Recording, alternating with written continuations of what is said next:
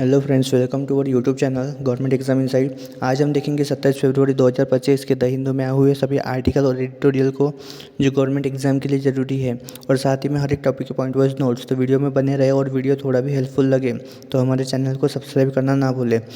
ये है आज के इम्पोर्टेंट टॉपिक्स। तो चलिए शुरू करते हैं। तो देखते हैं हमारा फर्स्ट टॉपिक जो कि है कन्विक्टेड पॉलिटिशियन पर लाइफ टाइम बैन। इसकी न्यूज़पेपर की हेडिंग है government question petition in apex court for life time ban on convicted politician. Background देखते हैं तो एक public interest litigation supreme court में फाइल की गई थी, जिसमें कन्विक्टेड पॉलिटिशियन पर लाइफ टाइम बैन लगाने की डिमांड की गई थी ताकि क्रिमिनलाइजेशन ऑफ पॉलिटिक्स को रोका जा सके। करंट लॉ देखें तो representation of the people's act 1951 के तहत कन्विक्टेड लेजिस्लेचर को उनके पनिशमेंट कंप्लीट होने के 6 साल तक इलेक्शन लड़ने से डिस्क्वालीफाई किया जाता है। गवर्नमेंट का स्टैंड देखें तो सेंट्रल गवर्नमेंट ने सुप्रीम कोर्ट में इस प्ली का विरोध किया और ये आर्गूमेंट दिए कि सबसे पहले लेजिस्लेटिव जुरिडिक्शन सिर्फ पार्लियामेंट ही डिस्क्वालिफिकेशन का ड्यूरेशन डिसाइड कर सकती है। फिर उसके बाद एग्जिस्टिंग लॉ सफिशिएंट है। 6 साल का बैन फेयर और बैलेंस है। फिर जुडिशरी इंटरफेयर नहीं कर सकती। सुप्रीम कोर्ट पार्लियामेंट को लॉ बनाने के लिए डायरेक्ट नहीं कर सकती। फिर देखते हैं सुप्रीम कोर्ट का ऑब्जर्वेशन। कोर्ट ने माना कि पॉलिटिक्स में क्रिमिनलाइजेशन एक बड़ा इशू है, लेकिन लॉ बनाना पार्लियामेंट की जिम्मेदारी है, जुडिशियरी की नहीं। इलेक्शन कमीशन का व्यू देखें तो election commission of India life time ban को सपोर्ट करता है। 2017 में इलेक्शन कमीशन ऑफ इंडिया ने एक रिकमेंडेशन दी थी कि कन्विक्टेड पॉलिटिशियन पर लाइफ टाइम बैन लगाना चाहिए ताकि पॉलिटिक्स को क्लीन बनाया जा सके। तो ये इसके की टेकवेज। तो ये था कन्विक्टेड पॉलिटिशियन पर लाइफ टाइम बैन का इशू, जिसमें गवर्नमेंट और इलेक्शन कमीशन ऑफ इंडिया की व्यूज़ अलग अलग है, और सुप्रीम कोर्ट ने बोला कि पार्लियामेंट ही फाइनल डिसीजन दे सकता है। फिर उसके बाद हम देखते हैं हमारा नेक्स्ट टॉपिक जो कि है तमिलनाडु का 2 लैंग्वेज पॉलिसी और इसके तमिलनाडु का 2 लैंग्वेज पॉलिसी और उसका 3 लैंग्वेज फार्मूला से अपोजिशन। और इसके न्यूज़पेपर की हेडिंग है will not allow other language to dominate Tamil says Stalin. Tamil Nadu 2 language policy को फॉलो करता है, जिसमें तमिल और इंग्लिश शामिल है। नेशनल एजुकेशन पॉलिसी 2020 के तहत 3 लैंग्वेज पॉलिसी फार्मूला को प्रपोज किया गया, जिसका तमिलनाडु विरोध कर रहा है। हिस्टोरिकल बैकग्राउंड देखें तो तमिलनाडु ने 1930 और 1960 में एंटी हिंदी प्रोटेस्ट देखी थी। हिंदी थोपने का विरोध में बड़े आंदोलन हुए, जिसके बाद तमिलनाडु ने 2 लैंग्वेज पॉलिसी अपना ली। 3 लैंग्वेज फार्मूला देखें तो 1968 की नेशनल पॉलिसी ऑन एजुकेशन के तहत ये फार्मूला इंट्रोड्यूस हुआ था, जिसमें रिकमेंडिंग किया था कि हिंदी होनी चाहिए, इंग्लिश और regional language non Hindi speaking states के लिए। तमिलनाडु का अपोजिशन, ये पॉलिसी हिंदी को इम्पोज करने का एक तरीका लग रहा है। फिर उसके बाद तमिल कल्चर और लैंग्वेज को नुकसान पहुंचने का डर है। एक और लैंग्वेज ऐड करने से स्टूडेंट पर एक्स्ट्रा बर्डन बढ़ सकता है। रिसेंट डेवलपमेंट देखें तो 2025 में union education minister Dharmendra Pradhan ने कहा कि तमिलनाडु को 3 लैंग्वेज फार्मूला अडॉप्ट करना चाहिए क्योंकि ये रूल ऑफ लॉ है। लेकिन तमिलनाडु की रूलिंग पार्टी टीएमके इसका विरोध कर रही है। तमिल आइडेंटिटी को प्रोटेक्ट करने की बात कर रही है। कि arguments against the 3 language policy देखें तो सबसे पहले कल्चरल आइडेंटिटी, तमिल कल्चर और हेरिटेज को बचाने की चिंता। फिर उसके बाद एजुकेशनल बर्डन, एक और लैंग्वेज सीखना स्टूडेंट के लिए मुश्किल हो सकता है। फिर उसके बाद हिस्टोरिकल रेजिस्टेंस, पहले भी तमिलनाडु ने हिंदी इम्पोजिशन के अगेंस्ट आंदोलन किए। ये मुद्दा आगे भी चर्चा में बना रहेगा। तो इसके बाद हम देखते हैं हमारे नेक्स्ट टॉपिक को जो कि है यूएस यूक्रेन मिनरल एग्रीमेंट। और इसके न्यूज़पेपर की हेडिंग है Ukraine US agree on a preliminary mineral accord. तो बैकग्राउंड देखते हैं तो कौन सी पार्टीज इन्वॉल्व है। तो यूनाइटेड स्टेट्स और यूक्रेन। ऑब्जेक्टिव देखते हैं इस अकॉर्ड का, एग्रीमेंट का। तो यूएस यूक्रेन के वास्ट मिनरल रिसोर्सेज तक का एक्सेस चाहता है ताकि यूक्रेन की रिकंस्ट्रक्शन और दोनों देशों की टाइज मजबूत हो सके। अपकमिंग इवेंट देखें तो Ukrainian president Vladimir Zelensky Washington का दौरा करेंगे ताकि यूएस प्रेसिडेंट डोनाल्ड ट्रंप के साथ एग्रीमेंट फाइनलाइज हो सके। की एलिमेंट्स देखे एग्रीमेंट के, तो सबसे पहले इन्वेस्टमेंट फ़ंड, तो ये एक को ओन और जॉइंटली मैनेज इन्वेस्टमेंट फ़ंड होगा। यूक्रेन की वॉर डैमेज इकोनॉमी का रिकंस्ट्रक्शन को फाइनेंस करेगा। फिर रेवेन्यू शेयरिंग देखेंगे तो यूक्रेन अपने नेशनल एसेट्स से आने वाले 50% फ्यूचर रेवेन्यूज़ इस फंड में डालेगा। फिर सिक्योरिटी गारंटी देखें तो सिक्योरिटी गारंटी सिर्फ मेंशन किए गए हैं, लेकिन अभी तक फाइनल नहीं हुई है।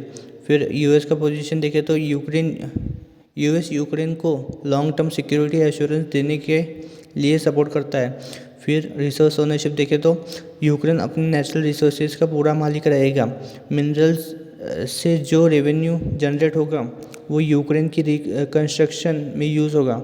स्ट्रेटेजिक इंपॉर्टेंस देखें तो यूक्रेन मिनरल वेल्थ की resources lithium, graphite, titanium, uranium और रेयर अर्थ एलिमेंट्स पाए जाते हैं। इंडस्ट्रियल यूज़ देखें तो डिफेंस में, टेक्नोलॉजी में और एनर्जी सेक्टर्स के लिए इसेंशियल होता है। फिर इकोनॉमिक पोटेंशियल देखें तो ये डील यूक्रेन की इकोनॉमी के लिए काफ़ी ज़्यादा इनकम जनरेट करेगी। लॉन्ग टर्म बेनिफिट देखें तो यूक्रेन को फॉरेन एड पर डिपेंडेंट होने से बचाएगी और सेल्फ सफिशिएंट बनाएंगी। चैलेंजेस देखें तो इन्वेस्टमेंट नीड, तो माइनिंग के लिए टेक्नोलॉजी और लॉजिस्टिक में बड़ा इन्वेस्टमेंट चाहिए। फिर ऑनगोइंग कॉन्फ्लिक्ट इन्वेस्टमेंट के लिए चैलेंज क्रिएट कर सकता है। फिर टेरिटोरियल कंट्रोल देखें तो कुछ mineral rich areas Russian occupation में है जो इमीडिएट एक्सट्रैक्शन को लिमिट कर सकते हैं। इन्वायरमेंटल कंसर्न देखें तो माइनिंग और रिसोर्स एक्सट्रैक्शन इन्वायरमेंट के लिए हार्मफुल हो सकते हैं। रेगुलेटरी मेजर सस्टेनेबल माइनिंग के लिए स्ट्रिक्ट इन्वायरमेंटल पॉलिसीज़ की ज़रूरत है। तो ये की टेकअवेज। इसके बाद हम देखते हैं हमारे नेक्स्ट टॉपिक जो कि है डीएमएन पुलिस। तो इंदौर में भिखारी मुक्त अभियान और उस पर दर्ज एफआईआर। इसके न्यूज़पेपर की हेडिंग है a message to district magistrate and the police. अब समझते हैं कि इसका कॉन्टेक्स्ट क्या है। तो इंदौर में डिस्ट्रिक्ट मैजिस्ट्रेट ने 2 जनवरी 2025 को एक प्रोहिबिटरी ऑर्डर जारी किया जिसका मकसद था कि शहर को भिखारी मुक्त बनाना। तो क्या हुआ देखते हैं। 2 एफआईआर दर्ज की गई अंडर सेक्शन 223 ऑफ भारतीय न्याय संहिता, जिसमें एक व्यक्ति के खिलाफ जो एक भिखारी को भिक्षादान दे रहा था और एक औरत की बेटी के खिलाफ जो उसे भिक्षावृत्ति से रोकने में असफल रहा। कंप्लेंट किसने की थी? तो बेगिंग इरेडिक्शन स्क्वाड ऑफिसर ने। तो लीगल स्टैंड पर देखते हैं तो सेक्शन 163 ऑफ बीएनएसएस डीएम को इमरजेंसी प्रोहिबिटरी ऑर्डर जारी करने का अधिकार देता है, लेकिन भिखारी मुक्त अभियान इस कैटेगरी में नहीं आता। सेक्शन 215 ऑफ बीएनएसएस देखें तो सीआरपीसी के 195 के समान है। तो इसके तहत ऐसे वायलेशन पर सीधा एफआईआर रजिस्टर नहीं हो सकती। कोर्ट तभी केस सुनेगा जब डीएम लिखित शिकायत करेगा। पुलिस का डायरेक्ट एफआईआर दर्ज करना इनवैलिड है। सुप्रीम कोर्ट के महत्वपूर्ण जजमेंट देखें तो सी मुनिप्पन वर्सेस स्टेट ऑफ तमिलनाडु 2010 में तो सेक्शन 195 ऑफ सीआरपीसी फॉलो करना अनिवार्य कहा गया था। फिर स्टेट ऑफ यूपी वर्सेस मतभिक 1994 में तो मैलिशियस एफआईआर रोकने के लिए महत्वपूर्ण केस था। फिर उसके बाद में जीवनधाम वर्सेस स्टेट 2018 में तो पुलिस ऐसे मामलों में एफआईआर रजिस्टर नहीं कर सकती कहा गया था। फिर क्या होना चाहिए देखते हैं। तो पुलिस को एफआईआर क्लोज करनी चाहिए और डीएम को इन्फॉर्म करना चाहिए। अगर आगे कोई एक्शन लेना हो तो डीएम कोर्ट में लिखित शिकायत करें। भिक्षावृत्ति को अपराध बनाना सही नहीं होगा, बल्कि रिहैबिलिटेशन पे ध्यान देना चाहिए। ये इसके की टेकअवेज। इससे ये क्लियर होता है कि इंदौर पुलिस का एफआईआर दर्ज करना सही नहीं था और लॉफुली इसे कैंसिल कर देना चाहिए। जिसके बाद हम देखते हैं हमारे नेक्स्ट टॉपिक को जो कि है इथेनॉल ब्लेंडेड पेट्रोल प्रोग्राम और इसके न्यूज़पेपर की हेडिंग है the impact of ethanol on the environment. तो इथेनॉल ब्लेंडेड पेट्रोल प्रोग्राम का मुख्य लक्ष्य है कि ऑयल इंपोर्ट को कम करना, कार्बन इमिशन को घटाना, एनर्जी कंजप्शन को कम करना। इथेनॉल का उत्पादन ब्रोकन राइस और कॉर्न जैसे ग्रेन्स से होता है, जो फार्मर्स की इनकम बढ़ाने में मदद करता है। भारत का इथेनॉल ब्लेंडिंग टारगेट 2024 तक 15% ब्लेंडिंग था और 2025-26 तक 20% ब्लेंडिंग है, जिसमें 1016 करोड़ लीटर इथेनॉल की आवश्यकता होगी। गवर्नमेंट के पॉलिसीज़ और इंसेंटिव देखें तो इन्वायरमेंटल क्लियरेंस के नियम रिलैक्स किए गए हैं ताकि इथेनॉल फैक्ट्रीज़ को जल्दी अप्रूव मिल सके। फिर सब्सिडीज़ दी जा रही है ग्रेन्स खरीदने और इथेनॉल प्रोडक्शन को बूस्ट करने के लिए। मेजर इथेनॉल प्रोड्यूसिंग स्टेट देखें तो आंध्र प्रदेश, महाराष्ट्र, हरियाणा, पंजाब। 2022 में टोटल प्रोडक्शन 947 करोड़ लीटर था। एनवायरमेंटल कंसर्न देखें तो सबसे पहले वाटर क्राइसिस एंड पोल्यूशन, जिसमें फैक्ट्रीज से एयर, वाटर और सॉइल पोल्यूशन होता है। 1 लीटर इथेनॉल बनाने में 8 से 12 लीटर पानी लगता है, जो ग्राउंड वाटर डिप्लेशन का कारण बन सकता है। उसके बाद कृष्णा रिवर जैसे सूखते नदियों के पास इथेनॉल फैक्ट्रीज होने से पानी की समस्या और बढ़ रही है। फिर लिखते हैं lack of regulation. Ethanol pollution के बारे में इन्वायरमेंटल क्लियरेंस ध्यान नहीं देती है। फैक्ट्रीज से एसिटाल्डेहाइड, फॉर्मेल्डिहाइड और एसरोलिन जैसे टॉक्सिक इमिशन निकलती है, जो कैंसर का कारण बन सकती है। पब्लिक हियरिंग नहीं होती और फैक्ट्रीज ह्यूमन सेटलमेंट के पास बिना लोगों की सहमति की अप्रूव की जा रही है। Protest and local impact. Andhra Pradesh के कई गांवों में 2024 में प्रोटेस्ट हुए। Gummaladoddi, Gandepalli, Arugulanu village ethanol factories का विरोध कर रहे हैं। पोल्यूशन कंट्रोल बोर्ड ने गंडेपाली की 2008 से चालू एक पोल्यूटिंग फैक्ट्री के खिलाफ अब तक कोई कार्रवाई नहीं की है।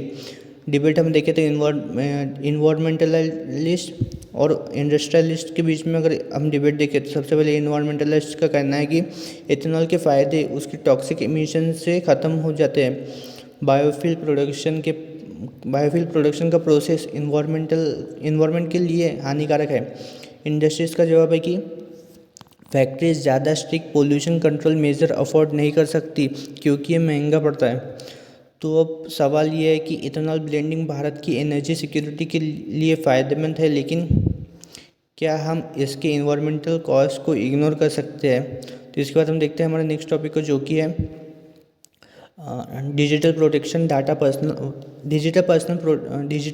डाटा प्रोटेक्शन एक्ट 2023 के ड्राफ्ट रूल्स पर पब्लिक फीडबैक। और इसके न्यूज़पेपर की हेडिंग है why are PWDs worried about DPDP rules. Ministry of electronics and IT यानी मेटी ने digital personal data protection act 2023 के ड्राफ्ट रूल्स पर पब्लिक फीडबैक मांगा है, लेकिन डिसेबिलिटी राइट्स एक्टिविस्ट एक इम्पॉर्टेंट प्रोविज़न का विरोध कर रहे हैं जो पर्सन विद डिसेबिलिटी के डाटा प्रोसेसिंग से जुड़ा है। एक्टिविस्ट का कहना है कि ये PWD की डिसीजन मेकिंग को लिमिट करता है और उनके ऑटोनॉमी के मिसकंसेप्शन पर बेस है। इसके बाद हम देखते हैं कि की प्रोविज़न क्या है, क्या क्वेश्चन है। तो सेक्शन 9 के क्लॉज 1 में चिल्ड्रन और PWD को एक साथ रखा गया है, जिसका मतलब है कि गार्डियन की कंसेंट चाहिए होगी PWDs के पर्सनल डाटा प्रोसेस करने के लिए। एडल्ट PWD भी खुद से कंसेंट नहीं दे सकेंगे। तो देखते हैं कंसर्न क्या रेज हुए। तो वायलेशन ऑफ राइट्स सबसे पहले तो rights of person with disability act 2016 के खिलाफ यानी RPWD एक्ट 2016 के खिलाफ है, जो PWDs की इंडिपेंडेंट डिसीजन मेकिंग का अधिकार देता है। फिर एजुकेशन, बैंकिंग, एम्प्लॉयमेंट और हेल्थ केयर जैसे एरियाज़ में डाटा एक्सेस मुश्किल हो जाएगा। मिसअंडरस्टैंडिंग ऑफ डिसेबिलिटी एक वाइड स्पेक्ट्रम है जिसमें फिजिकल, न्यूरो डाइवर्जेंट कंडीशन और एक्सेट्रा कंडीशन है। हर PWD को गार्डियन की ज़रूरत नहीं होती। लेकिन हर पीडब्ल्यूडी को गार्डियन की ज़रूरत नहीं होती। लेकिन rule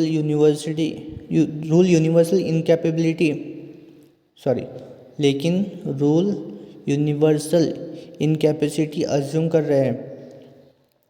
conflict with international standard United nation convention on rights of person with disability के इंडिपेंडेंट डिसीजन मेकिंग वाले प्रिंसिपल के खिलाफ है। Legal framework on PWD guardianship देखें तो आरपीडब्ल्यूडी एक्ट 2016 तो पीडब्ल्यूडीज़ को इंडिपेंडेंट डिसीजन मेकिंग का राइट देता है। फिर लिमिटेड गार्डियनशिप सिर्फ एक्सट्रीम केसेस में अलाउ करता है। नेशनल ट्रस्ट एक्ट 1999 देखें तो लीगल गार्डियनशिप सिर्फ कुछ स्पेसिफिक डिसेबिलिटीज़ के लिए डिफाइन करता है, जैसे autism, cerebral palsy etcetera. DPDP act का आरपीडब्ल्यूडी एक्ट से conflict DPDP draft rule assume करता है कि सभी पीडब्ल्यूडीज़ को गार्डियन की ज़रूरत है, जो आरपीडब्ल्यूडी एक्ट के ऑटोनॉमी वाले प्रिंसिपल से अलग है। ये कन्फ्यूजन क्रिएट करता है कि पीडब्ल्यूडीज़ के डाटा प्राइवेसी के डिसीजन कौन ले सकता है। Data and studies on PWD autonomy देखें तो सक्षम पॉलिसी ब्रीफ 2021 सिर्फ 2% पीडब्ल्यूडीज़ के पास लीगल गार्डियन होते हैं।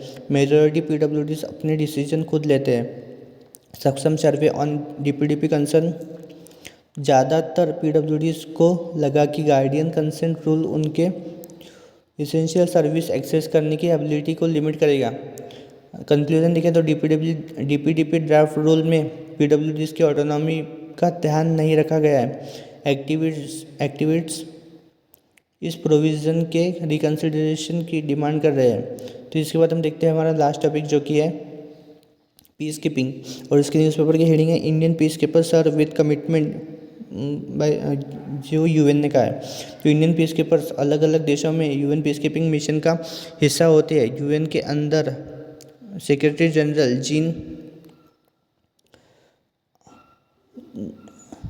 जीन पिरे लैक्रोइक्स ने उनकी मेहनत और कमिटमेंट की तारीफ की है। लेकिन डेमोक्रेटिक रिपब्लिक ऑफ कॉन्गो में M23 रेबल्स की वजह से पीस कीपिंग मिशन में मुश्किल हो रहा है। Challenges in the Congo piece keeping mission देखते हैं तो M23 रेबल्स की प्रेजेंस से सिचुएशन और ज़्यादा चैलेंजिंग हो गई है। पीस कीपर्स को जो दिक्कतें हो रही है वो देखें तो मूवमेंट और सप्लाई चेन पे रिस्ट्रिक्शन, जो M23 रेबल्स की कंट्रोल वाले एरियाज़ में स्ट्रॉन्गर सिक्योरिटी मेजर की ज़रूरत है ताकि पीस कीपर्स की सुरक्षा सुनिश्चित हो सके। M23 रेबल्स को रवांडा की आर्म फोर्स का सपोर्ट मिल रहा है, जो कि ह्यूमैनिटेरियन क्राइसिस को और बिगाड़ रहा है। India's contribution to UN peace keeping देखें तो India UN peace keeping mission का एक बड़ा कंट्रीब्यूटर है। अक्टूबर 2024 तक इंडिया के 5,466 पीस कीपर्स थे, जिसमें 5,046 मिलिट्री पर्सनल शामिल थे। India fourth largest troop contributor है, नेपाल, रवांडा और बांग्लादेश के बाद।